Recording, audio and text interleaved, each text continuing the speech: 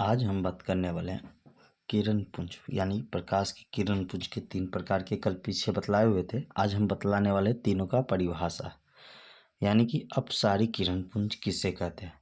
तो ऐसे किरण पुंज जिसमें प्रकाश की किरणें एक बिंदु स्रोत से निकलकर फैलती चली जाती है, ऐसे किरण पुंज को हम अपसारी किरण पुंज कहते हैं।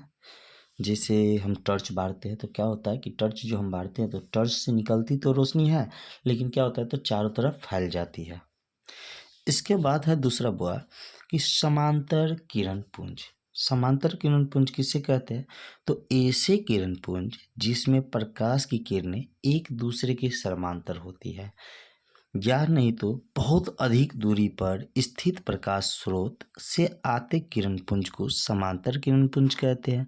जैसे देखा होगा कि आप लोग लेजर लाइट जो बालते हैं, रेजर लाइट, तो देखा होगा कि टॉर्च से रेजर से निकलता है, लेकिन वो कहाँ तक दूर दूर तक जाता है, लेकिन सेम डायरेक्शन में जाता है। सेम डायरेक्शन के साथ साथ क्या होता है तो सेम साइज में भी जाता है, समांतर जाता है, कहीं फैलता नहीं है, कहीं सिकुड़ता नहीं है। इतना ही नहीं, सूर्य से निकलती हुई प्रकाश की किरणें ये भी क्या है, समांतर है। इसके बाद है अभिसारी। इसके बाद क्या है, अभिसारी किरण पुंज। तो अभिसारी किरण पुंज जो होता है ऐसे किरण पुंज जिसमें प्रकाश की किरणें एक बिंदु पर आकर मिलती है या मिलती हुई प्रतीत होती है, ऐसे किरण पुंज को हम क्या करेंगे तो ऐसे किरण पुंज को अभिसारी किरण पुंज कहते हैं। इसके बाद हमारा अगला क्वेश्चन बनता है पारदर्शी पदार्थ। क्या बनता है वो? पारदर्शी पदार्थ।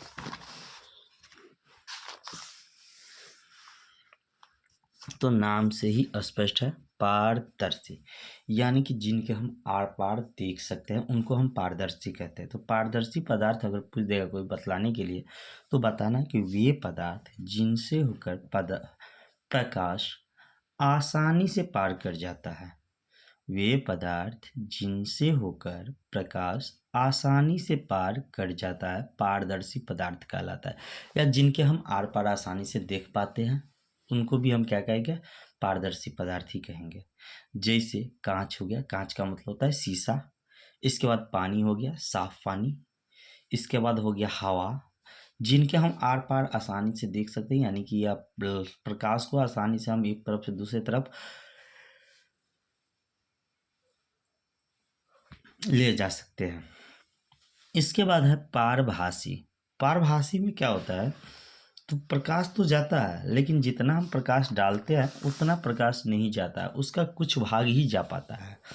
तो देखो ना, परभासी पदार्थ का मतलब है वे पदार्थ जो उन पर पड़ने वाले यानी कि जिस वस्तु पर पड़ने वाले प्रकाश के एक छोटे से भाग को ही अपने से होकर जाने देते हैं, पारभासी पदार्थ कहलाता है।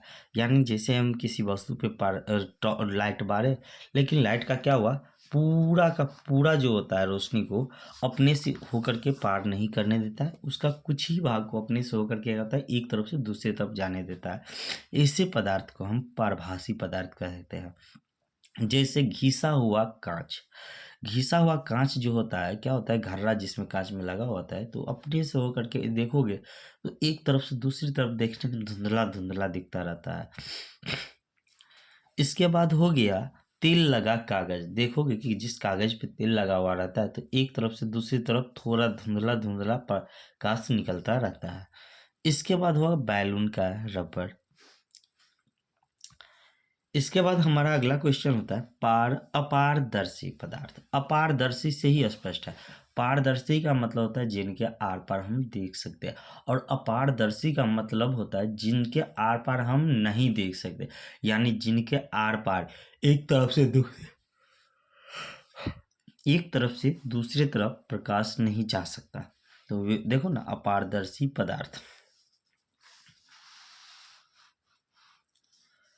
वे पदार्थ जो प्रकाश को अपने से होकर नहीं जाने देता है, वे पदार्थ जो प्रकाश को अपने में से होकर नहीं जाने देता, यानी एक पार से दूसरी तरफ नहीं जाने देता है, ऐसे पदार्थ को हम क्या कहेंगे, अपारदर्शी पदार्थ कहेंगे।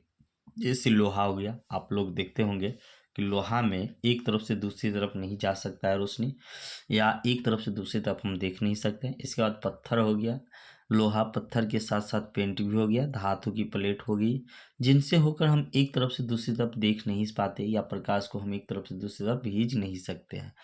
इसके बाद होता है अगला क्वेश्चन होता है हमारा प्रकाश का परावर्तन। प्रकाश का परावर्तन ही होता है जी, कहीं प्रकाश हम डाले और किसी वस्तु पे टकराया और टकरा करके जो लौटता है, इसी प्रक्रिया को हम बोलते हैं प्रकाश का परावर्तन। तो देखो ना, प्रकाश का परावर्तन हम लिखे हैं प्रकाश की किसी वस्तु, प्रकाश के किसी वस्तु से टकरा कर लौटने को, टकरा कर को जो लौटता है उसको हम क्या कहते हैं, प्रकाश का परावर्तन कहते हैं। इसके बाद है हमारा अगला क्वेश्चन किरण आलेख।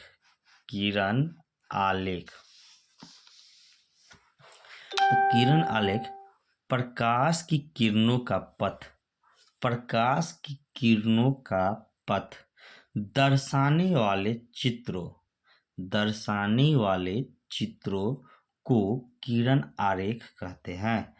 प्रकाश की किरणों का पथ दर्शाने वाले चित्रों को किरण आरेख कहते हैं।